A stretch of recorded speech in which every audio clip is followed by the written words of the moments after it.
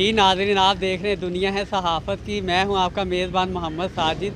आज हम मौजूद हैं तहसील कचहरी मियाँ चन्नू में और हमारे साथ मौजूद हैं एडवोकेट हाई कोर्ट रज़ा सैन जाफरी साहब, जो कि एग्जेक्टिव मेंबर बिला मुकाबला मुंतखब हुए।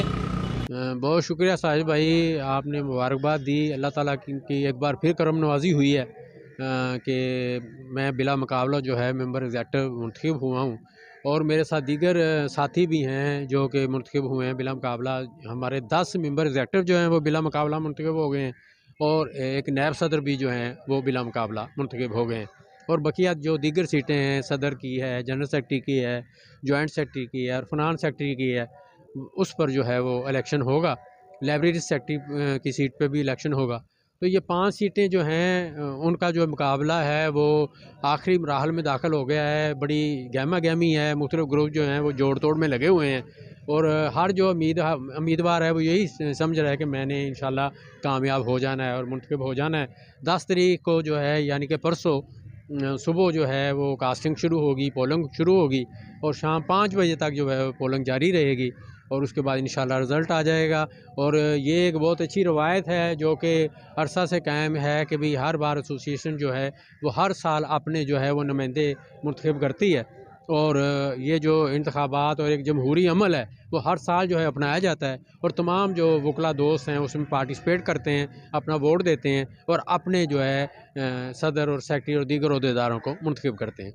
वकला हजरात और तहसील कचहरी के लिए सबसे पहला काम क्या होगा आपका, जो एग्जेक्टिव मेंबर बने हैं?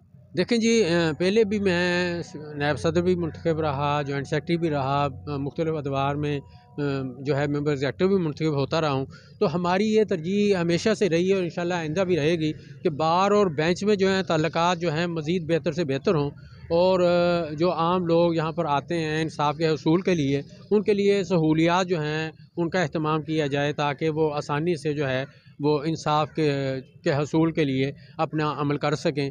और हमारी ये भी एक ख़ास तौर पे जो बार एसोसिएशन के अहदेदार के हवाले से हमारी ज़िम्मेदारी है कि हम बार के तमाम मेंबरान जो वकला हैं उनकी जो परेशानियाँ उनका ख़ात्मा करें और उनके लिए जो है वो आसानियाँ फ़राहम करें और कोई भी उनका कोई मसला हो, कोई मामला हो तो उसके हल के लिए अपना किरदार अदा करें।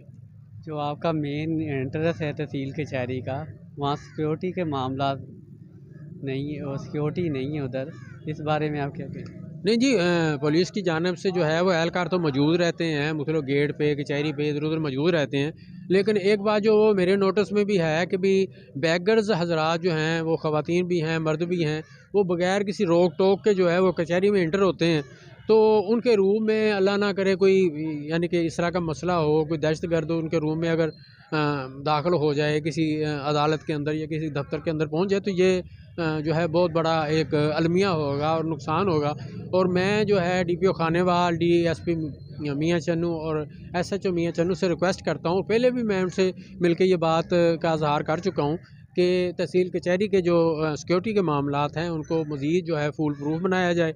जो भी बंदा जो है वो कचहरी में दाखिल होता है उसकी प्रॉपर तलाशी होनी चाहिए और सिर्फ दिन में नहीं बल्कि रात में भी सिक्योरिटी का इंतज़ाम होना चाहिए ताकि। और यहाँ पर बल्कि DPO खानेवाल से मेरी गुजारिश होगी कि तहसील कचहरी के गेट पर बाकायदा तौर पर एक पुलिस चौकी बनाई जाए, यहाँ पर एहलकार जो हैं वो तैनात रहें ताकि कोई भी इस तरह का मामला जिसमें सिक्योरिटी रिस्क पॉसिबल हो सकता है वो ना हो सके।